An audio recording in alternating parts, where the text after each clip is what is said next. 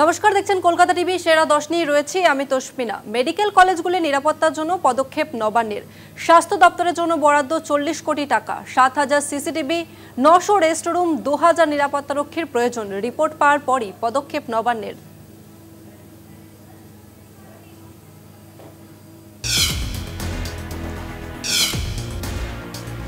বারো বছর আগের নির্ভয়া কাণ্ড থেকে আরজিকর কাণ্ড, বারবার প্রশ্নের মুখে বিচার ব্যবস্থা। কর্মক্ষেত্র হোক বা রাস্তা, কোথায় নিরাপত্তা? মহিলাদের নিরাপত্তায় কি কি পদক্ষেপ নিয়েছে রাজ্য তথা কেন্দ্র?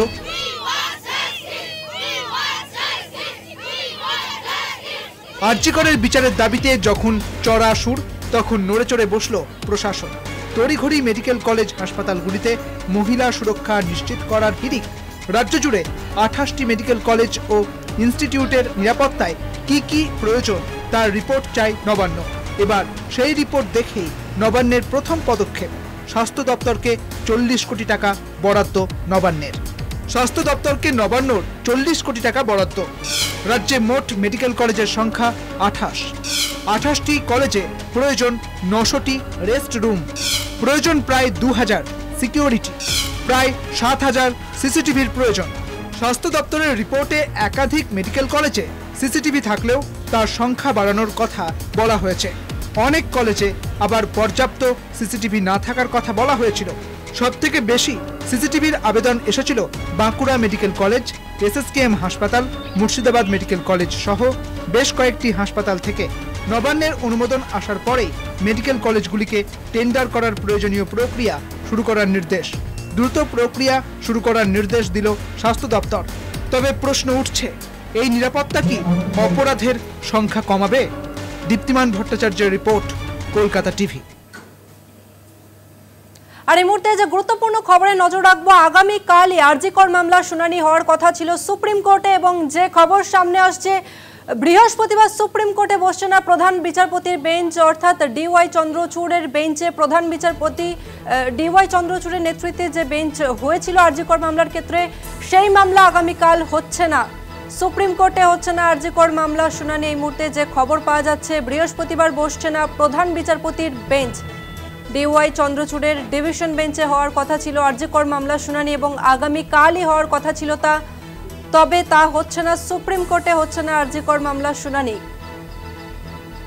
এই মুহূর্তে যে গুরুত্বপূর্ণ খবরে নজর রেখেছি, বৃহস্পতিবার বসছে না প্রধান বিচারপতির বেঞ্চ, ফলে আগামীকাল মামলা হচ্ছে না, সুপ্রিম কোর্টে হচ্ছে না আরজিকর মামলার শুনানি।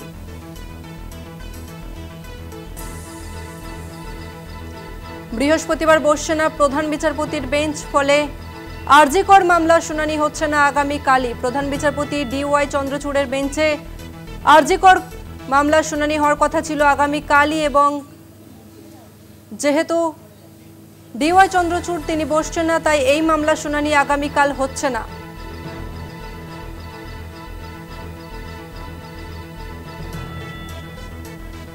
প্রধান বিচারপতির বেঞ্চ বসছে না আগামীকাল, ফলে আরজিকর মামলা শুনানি হচ্ছে না। বৃহস্পতিবার হচ্ছে না আরজিকর মামলা শুনানি।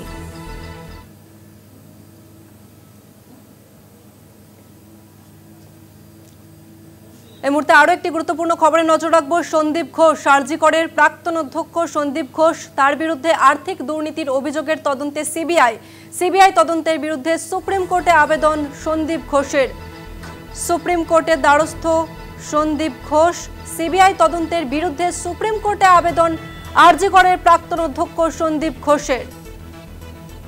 আরজিকরের প্রাক্তন অধ্যক্ষ সন্দীপ ঘোষ এবার সুপ্রিম কোর্টের দ্বারস্থ। সিবিআই তদন্তের বিরুদ্ধে সুপ্রিম কোর্টের দ্বারস্থ হলো আরজিকরের প্রাক্তন অধ্যক্ষ সন্দীপ ঘোষ।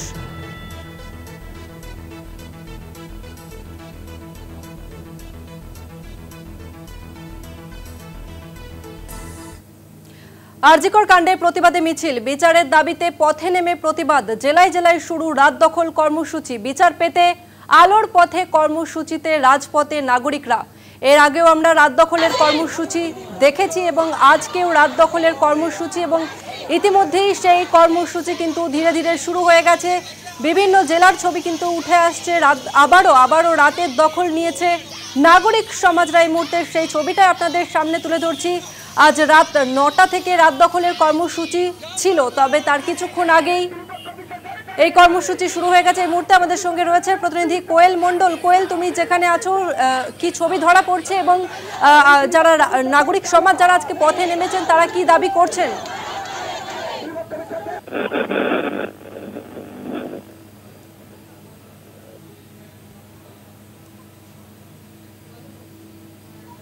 কোয়েল, আমার কথা শোনা যাচ্ছে?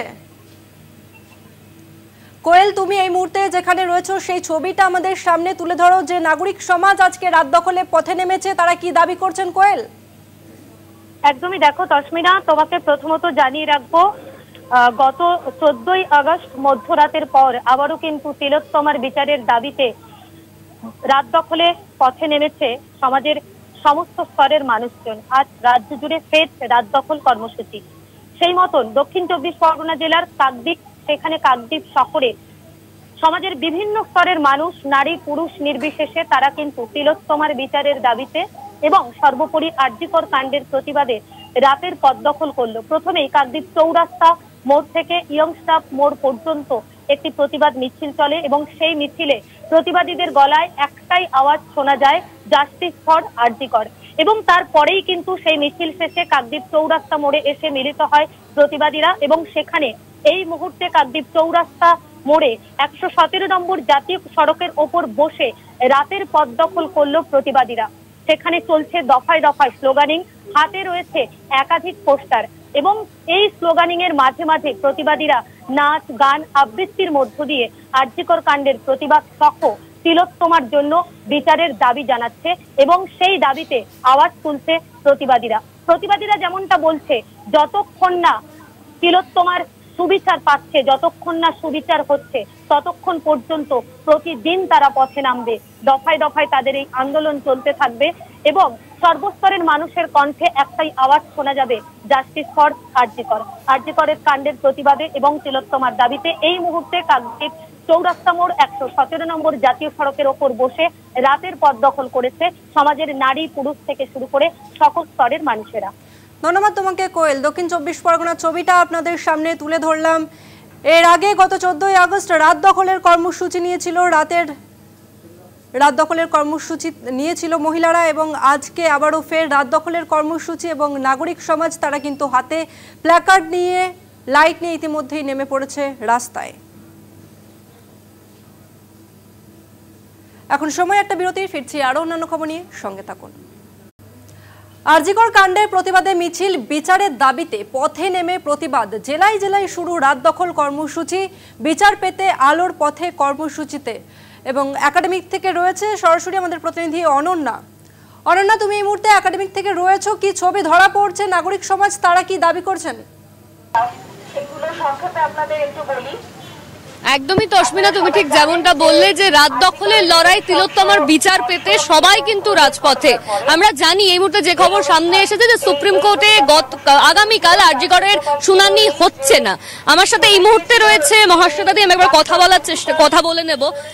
আমরা যে খবর পাচ্ছি যে সুপ্রিম কোর্টে আরজিকরের শুনানি আগামীকাল হচ্ছে না, কোথাও গিয়ে কি এটা মনোবল ভেঙে দিচ্ছে?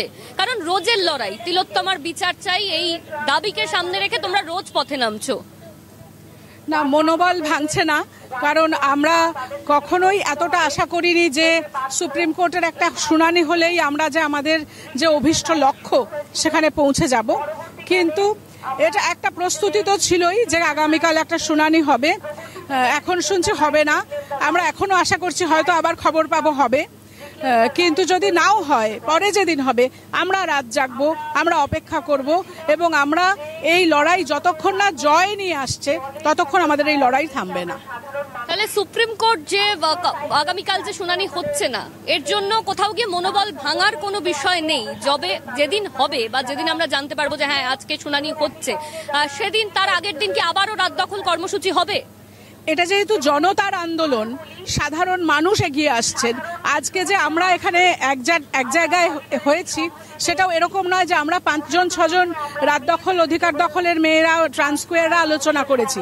আমরা প্রবল সমাজের থেকে চাপ পেয়েছি যে আমরা জাগবো না, আমরা 4 তারিখ কিছু করব না।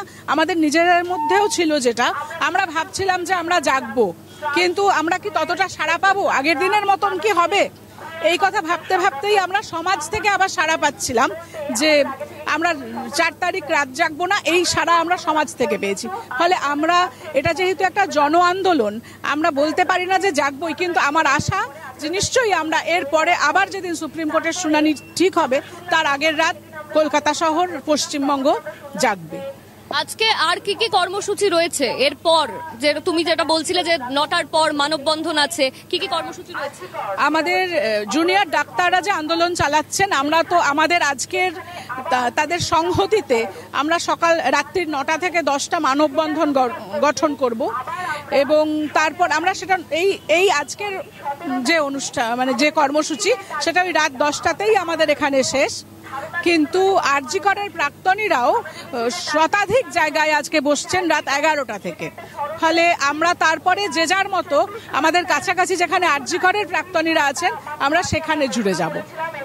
তসমিনা, তুমি শুনতেই পেলে সুপ্রিম কোর্টে আগামীকাল আরজি করের শুনানি হচ্ছে না, এটা জানিয়ে দেওয়া হয়েছে।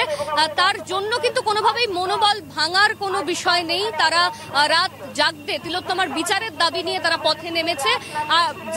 যে শুনানিতে যাই ফল আসুক না কেন, সেটা যদি বাতিলও হয় সেক্ষেত্রেও কিন্তু তাদের লড়াই তারা চালাবে বলেই তারা জানাচ্ছে। তসমিনা। অনন্যা, আপাতত ধন্যবাদ তোমাকে।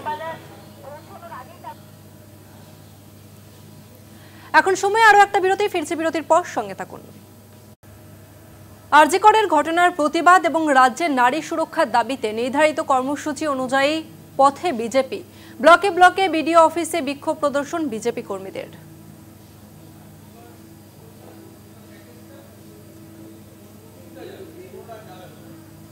আরজি কর ইস্যুতে পুলিশের নিষ্ক্রিয়তা এবং মুখ্যমন্ত্রী মমতা বন্দ্যোপাধ্যায়ের পদত্যাগের দাবিতে পথে কোচবিহারের বিজেপি কর্মী সমর্থকরা। কোচবিহার সদর এসডিও অফিসের সামনে বিক্ষোভ কর্মসূচি পালন কোচবিহার জেলা বিজেপির। এদিন বিক্ষোভ কর্মসূচিতে কোচবিহার দক্ষিণ বিধানসভার বিধায়ক নিখিল রঞ্জন দে ছাড়াও উপস্থিত ছিলেন জেলা বিজেপির একাধিক নেতৃত্ব। একই ছবি বালুরঘাটেও বিডিও অফিসের সামনে অবস্থান বিক্ষোভে বিজেপি। বুধবার দুপুরে বালুরঘাট বিডিও অফিসের সামনে অবস্থান বিক্ষোভ প্রদর্শন করেন বিজেপি নেতারা। এদিনের এই কর্মসূচিকে কেন্দ্র করে পুলিশ মোতায়েন ছিল বালুরঘাট বিডিও অফিস চত্বরে। এদিনের অবস্থান বিক্ষোভ থেকে মুখ্যমন্ত্রীর পদত্যাগের দাবি তোলা হয়। বিজেপির দাবি শুধু আরজি কর নয়, দক্ষিণ দিনাজপুর জেলায় একের পর এক আদিবাসী মহিলা ও নাবালিকা ধর্ষিত হচ্ছেন, কিন্তু পুলিশ প্রশাসন দোষীদের দৃষ্টান্তমূলক শাস্তির ব্যবস্থা করছে না। আরজি করের ঘটনায় দোষীদের দৃষ্টান্তমূলক শাস্তির দাবিতে বুধবার ব্লক আধিকারিকের দপ্তরের বাইরে অবস্থান বিক্ষোভ ভারতীয় জনতা পার্টির। ছিলেন মেদিনীপুর গ্রামীণ ও খড়গপুর গ্রামীণ মণ্ডলের সদস্যরা। এদিন তারা বিডিও অফিস ঘেরাওয়ের পাশাপাশি বিডিও অফিসের গেটে বসে ধর্ণা ও অবস্থান বিক্ষোভ দেখান।